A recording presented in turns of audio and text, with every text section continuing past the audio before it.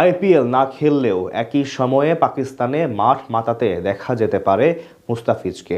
তাকে দলে ফেরাতে কারি অর্থ খরচ করতেও রাজি আছে বেশ কয়েকটি ফ্র্যাঞ্চাইজি। পিএসএল-এর আগামী আসরের নিলামে সবচেয়ে বড় হটকেক পাবেন তিনি। কলকাতা ছেড়ে দিলেও মুস্তাফিজের এই সময়টাকে কাজে লাগাতে চাচ্ছে আরেক franchise tournament Pakistan super league. পিএসএল-এ যে ফিজের চাহিদা থাকবে আকাশচুম্বী তা বলাই বাহুল্য। তাকে দলে ফেরানোর জন্য একাধিক ফ্র্যাঞ্চাইজি মুখিয়ে আছে। আইপিএলে 12 কোটি টাকার বিনিময়ে বিক্রি হওয়া কাটার মাস্টারকে চড়া দামে ক্রয় করে নিজেদের পেস বিভাগকে অপ্রতিরোধ করতে চাইবে যে কোনো ফ্র্যাঞ্চাইজি।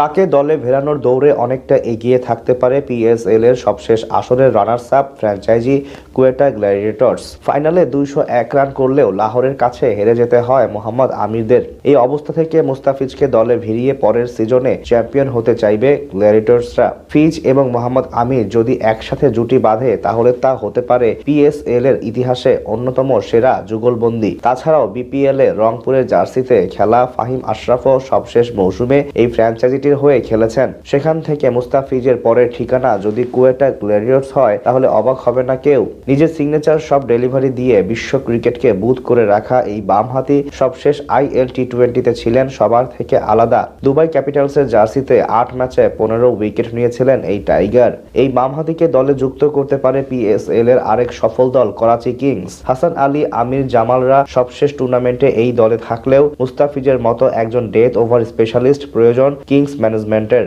সেখানেই বেস্ট সমাধান হতে পারেন দ্য ফিজ। 16 থেকে 20 ওভারে বল করে মুস্তাফিজ গড়ে রান দিয়েছেন 8-এর কম। এরকম একজন বামহাতি পেসারকে দলে ভিড়িয়ে ফাইনাল খেলতে চাইবে করাচি শহরের ফ্র্যাঞ্চাইজিটি। মুস্তাফিজকে দলে নিতে পারে পাকিস্তানের রাজধানীর প্রতিনিধি ইসলামাবাদ ইউনাইটেড। 2024 মৌসুমে চ্যাম্পিয়ন হলেও সবশেষ বছরে লাহোরের কাছে হেরে যায় এই ফ্র্যাঞ্চাইজিটি। 2025 মৌসুমে নাসিম শাহ তাদের প্রধান ভরসা হলেও দলে অভাব ছিল না একজন ভেরিয়েশন সমৃদ্ধ বামহাতি পেসারের। সেই জায়গায় মুস্তাফিজ হতে পারেন দলটির প্রধান সমাধান। এছাড়া মাঝের ওভারগুলোতে মুস্তাফিজ রানের লাগাম টেনে ধরতে বেশ পারদর্শী। 7 থেকে 15 ওভারের মধ্যবর্তী সময়গুলোতে বল করে ব্যাটারদের বেশ অসুবিধায় ফেলেন এই পেসার। শেষ মৌসুম অনুযায়ী নাসিম শাহ, জেসন হোল্ডার এবং মুস্তাফিজ নিয়ে যদি তাদের পেস আক্রমণ গড়ে তোলা যায় তবে সেটা হতে পারে প্রতিপক্ষের জন্য এক অভেদ্য দুর্গ। মুস্তাফিজের আইপিএল ক্যারিয়ারও ছিল বেশ বর্ণিল। 60 ম্যাচে 65 উইকেট এবং 8-এর কাছাকাছি ইকোনমি তাকে গড়ে তুলেছে অনেকের থেকে আলাদা। প্রথম মৌসুমে ভুবনেশ্বর